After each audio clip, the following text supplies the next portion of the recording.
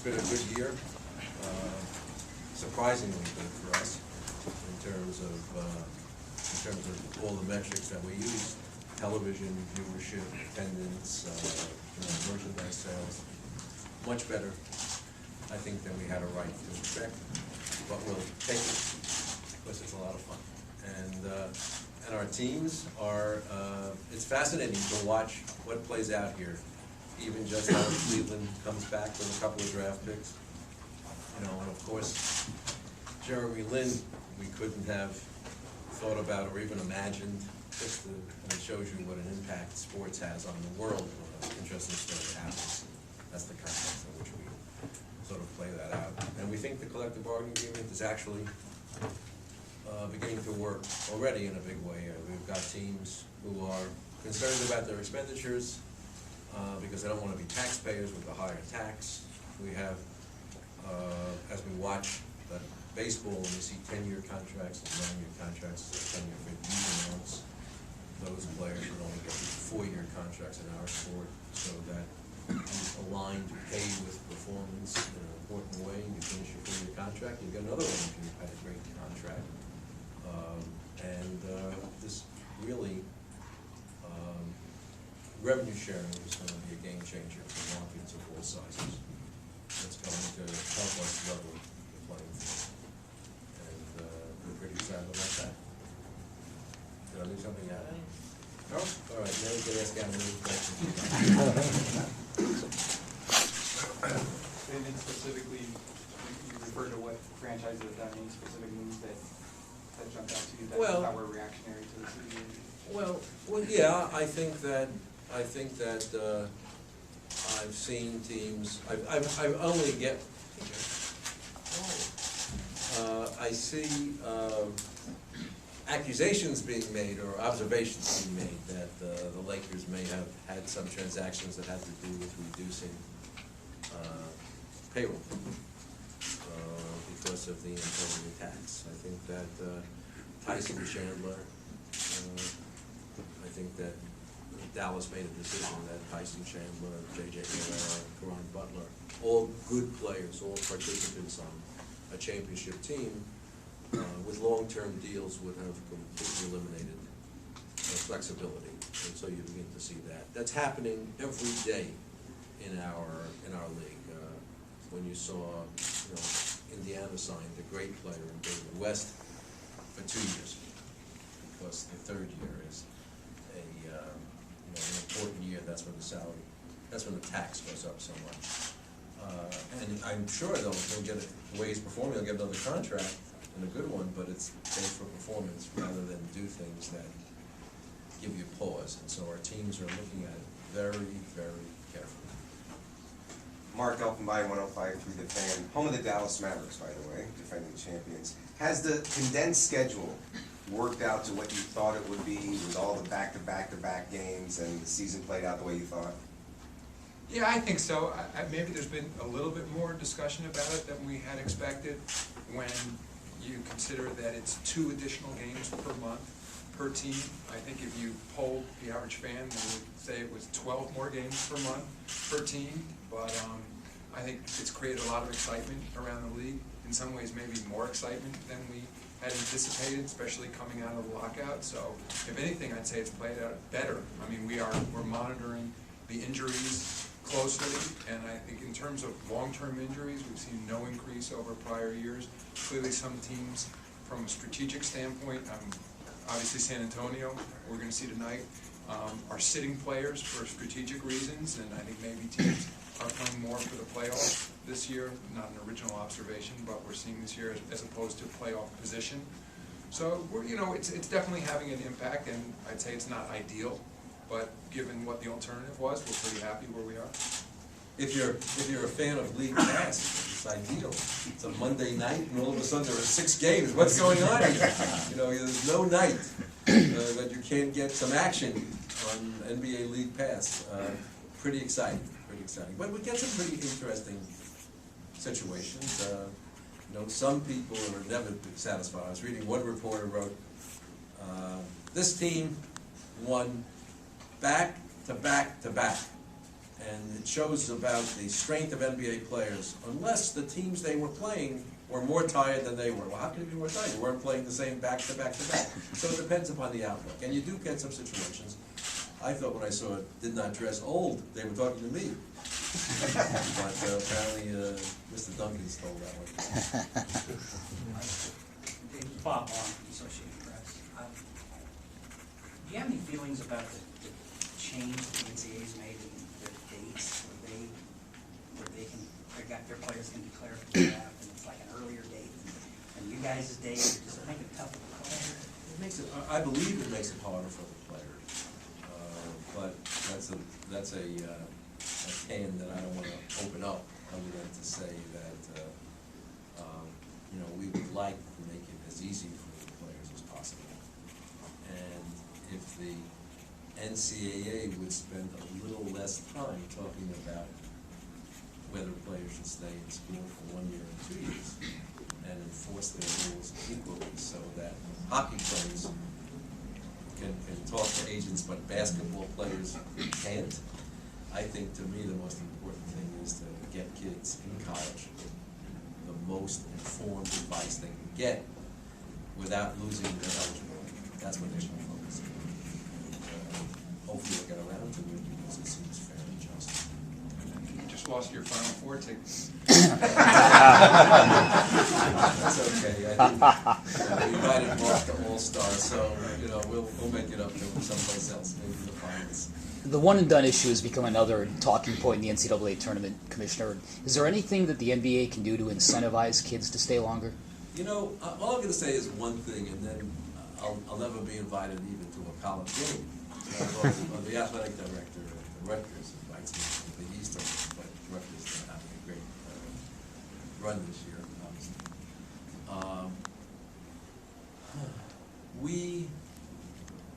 Years ago, I said to the NCAA, I got a great idea. We'll insure a select group of basketball players, and that will make them more likely to stay in school, because they won't fear the loss of a big contract. And we'll designate a pool, and if those that are lucky enough to be drafted and make money, they'll pay us back, and those that won't, it's our expense.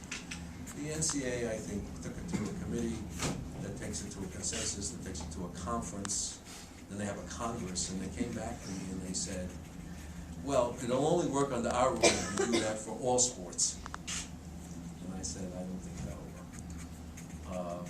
And I agree with the NCAA that it would be great for us. I'm not concerned about NCAA, and our rules are not social programs. We don't think it's appropriate for us to lecture kids as to whether they should or shouldn't go to school. For our business purposes, the longer we can get to look at young men playing against first-rate competition, that's a good thing, because draft picks are very valuable things. And to the young men, we say, you can go to college, you can play in the NBA Development League, which is really, has an 18-year-old age limit, or you can go to Europe. And we've had, we've had players go to the D-League and be drafted, we've had players go to Europe and be drafted, and we have players go to college. So for us, it's one more year. We proposed to the players 2 more, and it was sufficiently contentious around that we agreed, what all good negotiators do, we referred it to a subcommittee, and we're going to have meetings about it and see, with other things, as to how that works out. A college could always not have players who are one and done. They could do that. They could actually require the players to go to classes. I'm really thinking of something like that. Or they could get the players to agree that they'd stay in school and ask for their scholarship money back if they didn't fulfill their promises. There's all kinds of things that if a bunch of people got together and really wanted to do it rather than talk about it. I won't be the defender of the NCAA, but in fairness to them, their relatively new president, Mark Emmer, has met with us and said, in response to everything that David has said, that they're happy to address those issues with us. They certainly recognize they have their issues, and we have ours with 19-year-olds. And as David mentioned, coming out in collective bargaining, we agreed with the Players Association that we would form a committee and continue to look at those very issues to see if there's a better way of doing it. Knowing we are a part, I mean, from the NBA standpoint, we did propose 20 on this latest round of collective bargaining, and they wanted to move back to 18. So we compromised and left it at 19 with the agreement we continue to discuss it. But I think both the NCAA and the NBA recognize that this is not an ideal system. And just, I'll put in a plug for our iHoops program, that we formed a joint venture with them to deal with youth basketball development, both boys and girls, because we recognize that to the extent that players have had more opportunities to develop skills, both on the court and off the court, whether they come in at 19 or 20, we're going to be better for it, and the NCAA is going to be better for it. And we have a very good relationship with the NCAA, actually. And this iHoops thing is it's just a first step, because we're now left with a situation we were when Miles Brand, before his untimely death, but Mark understands all of the issues, and we have a great college with him. You know, college coaches aren't allowed to talk to high school kids, but you guys know the people who are allowed to talk to them. There's something upside down about that. You've got kids playing, you know, 5 games a day. You know, they're featured at 12 years old on the cover of the New York Times Magazine, having their own line of clothing. There's something wrong, and those of us who are in the sport should have a long-range view to make it better. And I think we're with the NCAA on that. It goes much deeper than just a one and done. NBA has implemented the instant replay. Wait a minute, that's your second question? Oh, sorry. Find out loud. I just wanted It's to me, curious. I'm anti-Semitic. So. David Norman from Networks. I'm curious, with the Sacramento issue down with the arena, and with the new arena come up in Seattle, does the league have patience now as far as possibly a future team in Seattle, or could there be a team that could possibly go there before that building's done? It's a chicken and egg, and we don't have any plans to expand. And we're working arduously in Sacramento and New Orleans both to keep the teams that are there. So I can't predict, although we're always encouraging of first-class, world-class buildings. I think it would be better if they sort of scoped them out in a way that demonstrated that they could make money or not lose money without an NBA team, because you just can't predict or project. But we're encouraging of that, and in fact, I was very encouraging of it some years back, but it wasn't to be. Does the NBA have any involvement with the Sacramento arena deal right now? Does the question is, does the NBA have any involvement with the Sacramento arena deal? Yeah, we sat there with the Maloofs, and we worked out an arrangement by which they would make contributions to the arena. We met last week with AEG to assist in the terms of the pre-development agreement and the lease terms. We're very much sort of counsel to the situation, but really deeply involved in the situation to smooth it. We're very impressed with the work that Mayor Johnson has done to bring the outline of this tentative deal together, and we're committed to supporting it.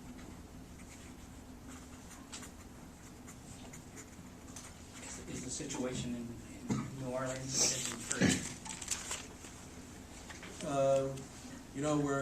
We're setting the stage, we hope, for it to be encouraging. We made a deal with the state that will, when a new owner is found and the deal is completed, that will be a substantial plus to the team and the fans, because it will involve a significant amount of capital improvements, tax credits, and the like. So that's important.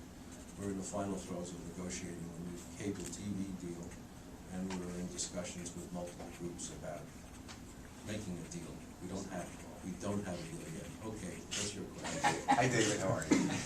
You guys have had instant replay in the NBA on certain situations, and that seemed to work out well. Are you looking at other parts of the game that you might go to replay on as well? You know, our competition committee has the final word on these matters, but I think there's going to be a very robust discussion about goaltending, which I'm not going to mention Marcus Olafich came up with. But there has been some discussion about goaltending. And there are serious issues about all of this, because if you give the coach the opportunity to throw the flag, that's the whole advantage of the taking away the advantage of the team that got the ball is on their way down the court and the coach throws the flag. It's kind of interesting. But we're gonna look at it, because I won't give you the whole history, but we'll probably have a dozen things now where we have instant replay, up from nothing. Right. And what we wanna do is get it right, without killing the flow of the game. In fact, my last proposal has always been, and my first proposal, which doesn't get any respect at all, is to eliminate basket interference. You know, hits the rim, adopt the European rule. It's in play. It, you know, was the hand just over the cylinder or not? Why task the referees with that? Just do the European rule. And it'll make free throw misses more fun too. But that's not something that I have been successful on, dating back to when Jerry Colangelo was in charge of the committee that put in a wonderful set of rules changes that improved our game greatly. They left one on the cutting room floor. But over time, it's inevitable, given the advances in technology, that will increase the use of instant replay. We want to get it right. I mean, it has to be balanced against the flow of the game. But I think when it's clear in certain cases that the viewer at home can see there was a missed call, our referees want to get it right too. So, we continue to look at it. And it's ironic how many of our fans would be satisfied with doing lots more just in the last 2 minutes. And that's something that we sort of have resisted, but we're getting pulled along, because it's counts the same in the first 2 minutes as the last, and we counsel our officials that a foul's a foul, and sort of saying, oh yes, but the last 2 minutes is different, is sort of an interesting route. But it's true. Our fans are saying last 2 minutes you could be different. And so we're going to look at it and see what's going on. Rich That's Gray, it. the fan of games, Go ahead. Are you surprised that the TV ratings that you have, considering the way the lockout and all that stuff, is kind of the core play that they've actually increased? Well, you know, they're coming down to close to last year, but they're still above it in total. And I'm very surprised. I'm very pleased. But, you know, we were coming off such a great season of high hopes, expectations, and the like, and enjoyed by our fans. And we were able to start on Christmas Day, and the truth be told, we have some fans that think the game always starts on Christmas Day. You know, but Adam managed to schedule 5 games on Christmas Day, right? Despite Stan Van Gundy. And it just took off. The fans were all over it, and they're loving it. And like on NBA TV, where we're getting fans used to going, the ratings are not up 5 or 8%; they're up 30%. And so we're seeing just a lot of interest, and there are lots of interesting stories. You know, when you look at the teams, you know, New York is having an interesting one. Everybody is tuning into Miami and seeing, you know, different views on what their rooting outcomes are. You know, can San Antonio nurture its roster in such a way as to make the run that everyone expected them to make last year? You know, Phoenix was out of the hunt, like at the All-Star break, and all of a sudden, look at them. This is, you know, spectacular. And you throw in a quadruple overtime the other night, and all this commentary about back to back to back, and it just seems to have ginned up a lot more interest, and we're very happy. And we're happy you're all here, and we'd like you to enjoy the game. Thank you very much.